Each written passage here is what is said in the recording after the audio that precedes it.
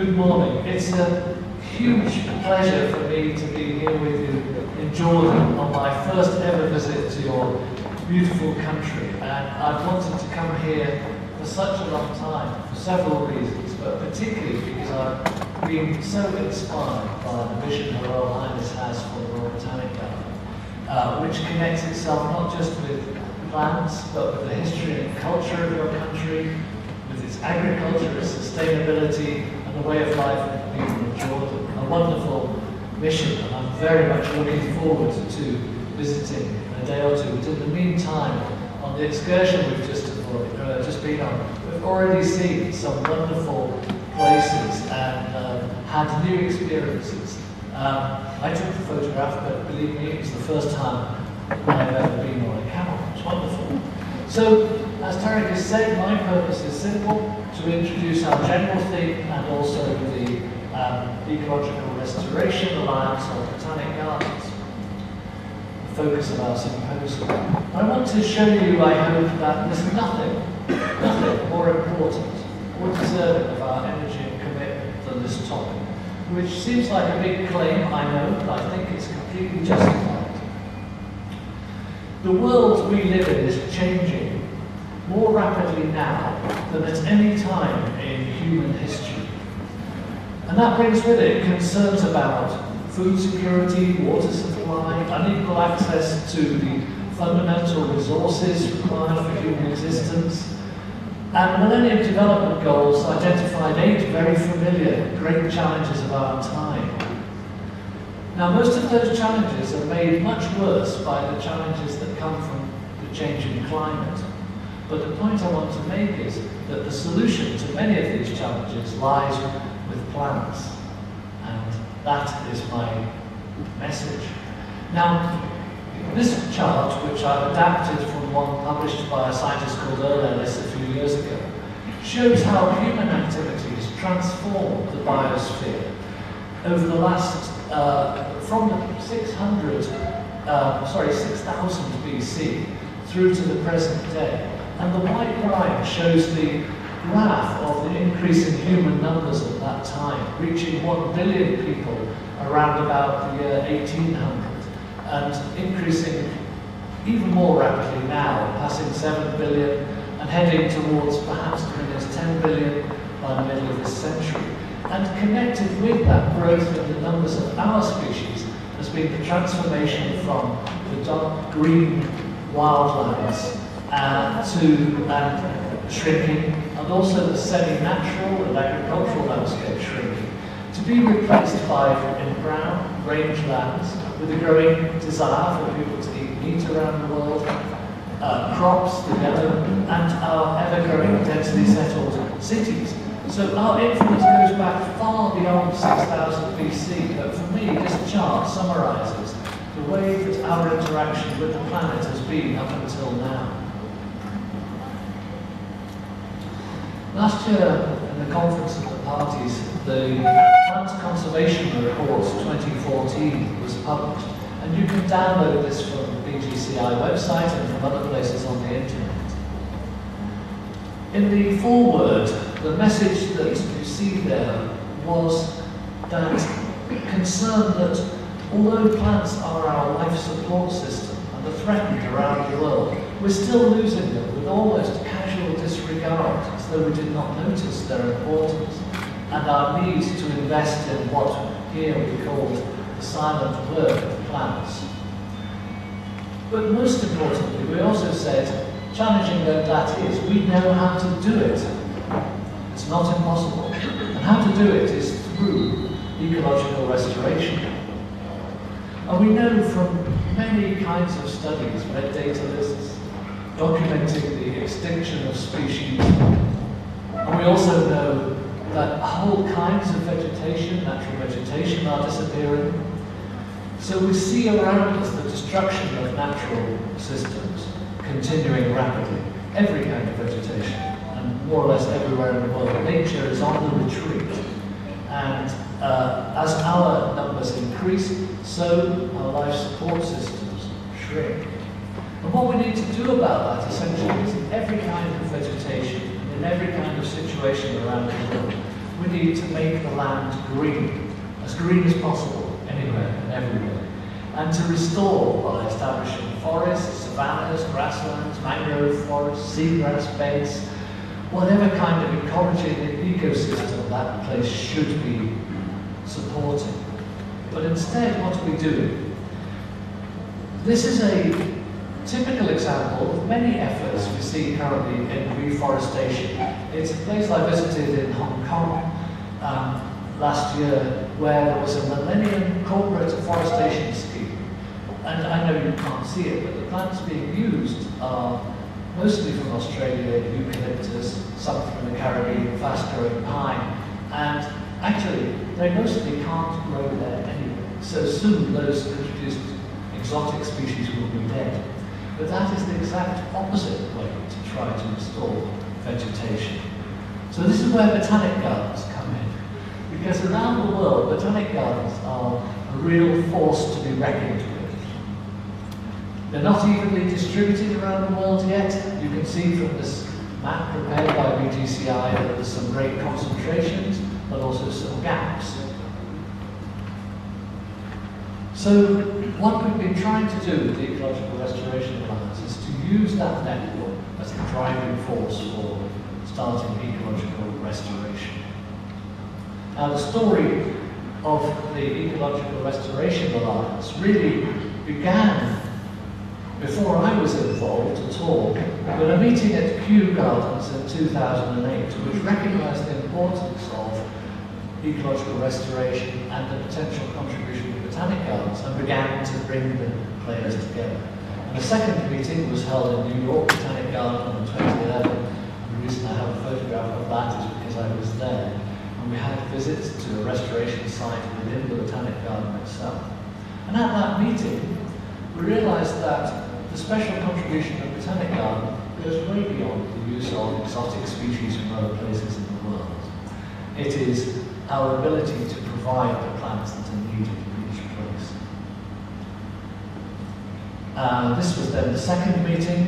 A third meeting was held in Kenya, hosted by Mark Nicholson, who's here with us today, and we'll hear from Mark later on.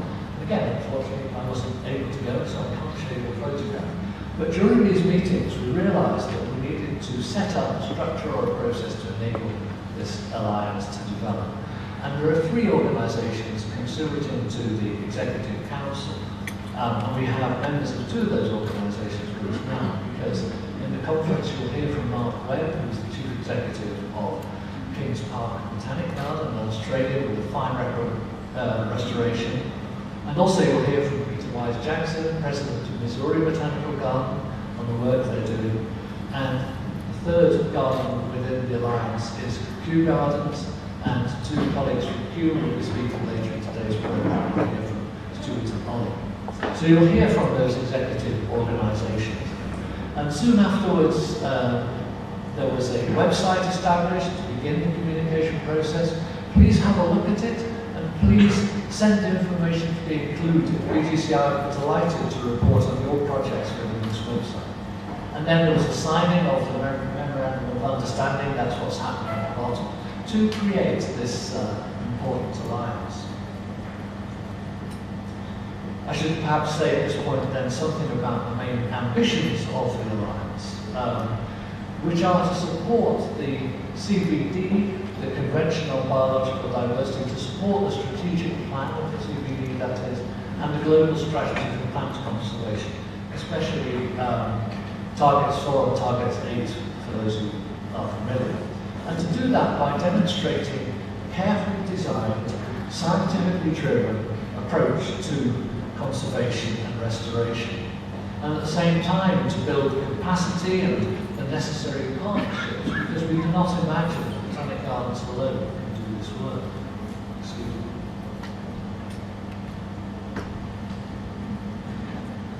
A further ambition is the dissemination and sharing of experience and best practice so that we can improve the quality of restoration projects. So examples like the one from Hong Kong I showed you don't happen again in the future. To share that information and to make it widely available to people everywhere in the world. Now there's a concept paper about all of that, which again you can find on the website and download if you want more information. So having got that far, a further meeting took place this time last year. The meeting was hosted in 2014 by Missouri Botanical Garden, and this is one of the field visits we did there to see a prairie restoration project, and it emphasises that we're not simply concerned with forest restoration, but with every type of ecosystem.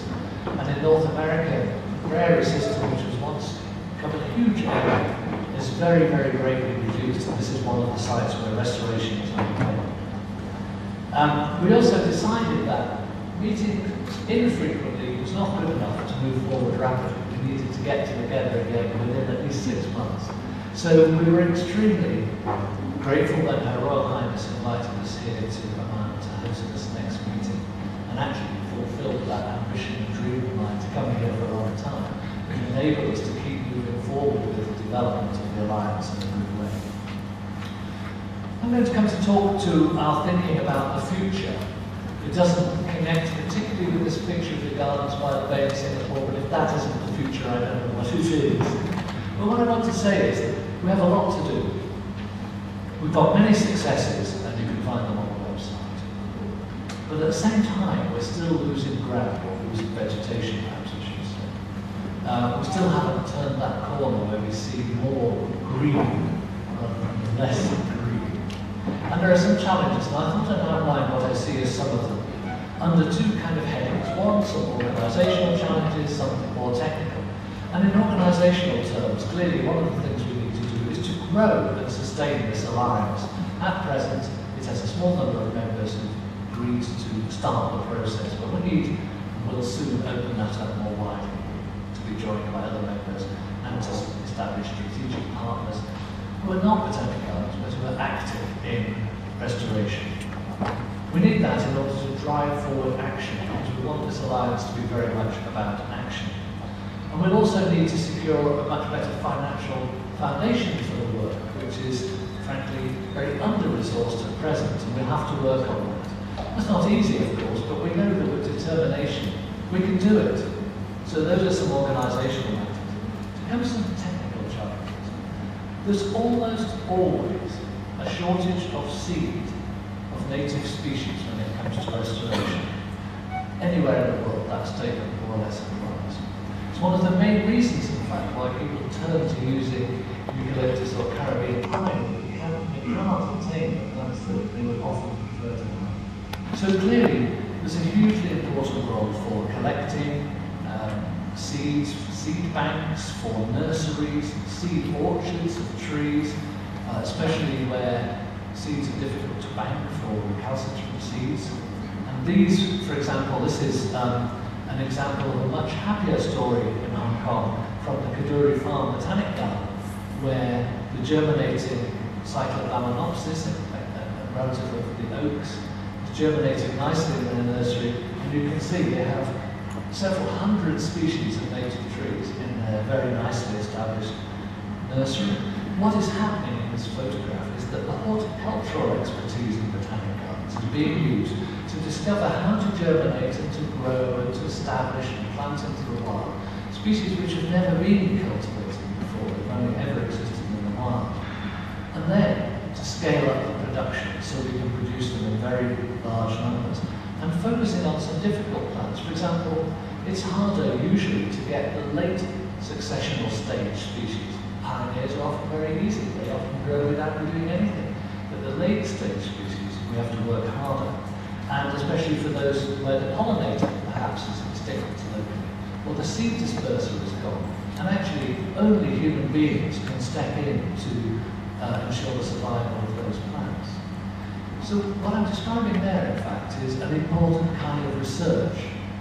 The science needed if humanity is to have a truly sustainable future. And a favourite example of mine, connected with that nursery, is also in Hong Kong, where 50 years ago I was a schoolboy, and I went to this mountainside. This is Taiwan Shan, it's the tallest mountain, the highest mountain, and there was certainly not a single tree to be seen on this mountain. And in fact, there was no vegetation there for several hundred years. And before that, it was a tea plantation, and ancient plantation for tea with terraces, but the soil became exhausted and tea stopped growing several hundred years ago. So a very, very challenging site which has not had forest on it perhaps for 1,000 years. And here is Gunter Fischer at the Kaduri Farm Botanic Garden, showing what research looks like in restoration, because in each of these plots which are replicated, he's tested different approaches to everything. Really simple, obvious things like which kind of protection works best for the young trees, what treatments of fertilizer, organic, inorganic, what else to use, will adding biochar to the soil work. And these experiments deliver results extremely rapidly. Even within 1 or 2 years, he's been able to find out the ways for growing the plants most rapidly. So those in the foreground, some of those are 1 or 2 years old. Plants in the back represented a reforestation effort started about 20 years ago with the help of many volunteers, but without any preparation of the soil. The trees are growing very slowly. So research locally in each country and each kind of vegetation is critical. The final challenge I want to mention is the need for us to increase our communication about what is possible through ecological restoration. Too many people that I meet believe, because they've been told so, that once the vegetation is gone, it's gone forever. So I decided just to search in Google and put, once it's gone forever. And I got hundreds of examples, collected some here. What makes the problem worse is that once the rainforest is gone, it is gone forever. Once it's destroyed, it's gone forever. Once they're lost, they're gone forever. Once it's destroyed, the rainforest is gone forever. This is not true. And unfortunately, this has been said by other scientists and good friends and colleagues, but it's wrong. Of course, it's difficult to restore 100% of the web of life that occurs in every place. But we can do very much more than leaving the severely degraded scraps of forest that we have around the world. They're a starting point for restoration. So we need a major campaign to tell people that actually, however bad it looks in each place, we can do it. It takes time and commitment, but it can be done. Now, in the background of that photograph, I used this forest. I did a lot of work in this forest in Central America and Belize many years ago. And I love this image because what it shows is here is a very rich and diverse tropical forest. But the civilization that lived here, the ancient Mayan people who built the city of Caracol, their civilization collapsed in 600 AD. And at that time, archaeologists know that this was a densely planted agricultural landscape with a few trees, but very, very few. Now, in this forest today, all 5 species of native cat, the top predators, are all common. In fact, more common now here than anywhere else in Central America. That has happened because if all of the pieces of the web of life are available, and if there's enough time, they can come back. Nature can heal itself and restore itself. However, it takes thousands of years. And the whole point about ecological restoration is that we, by intervening, can do that in a fraction of time. We can greatly accelerate how quickly even a complex tropical forest can be recreated. So that is our task. And for me, this is a very hopeful image. If the pieces are there of biodiversity, we can put them back. So just to conclude now, I'm going to close. I don't know whether you can see that, but really, I hope you might, because I hugely enjoy being in Wadi Rum. For the first time, tried to photograph the stars, and it's brighter on my screen than it was there. But those of you who've been there, picture yourself in Wadi Rum, and you look at the lights, and there's the stars. You realise why we often call that the heavens. It's just beautiful.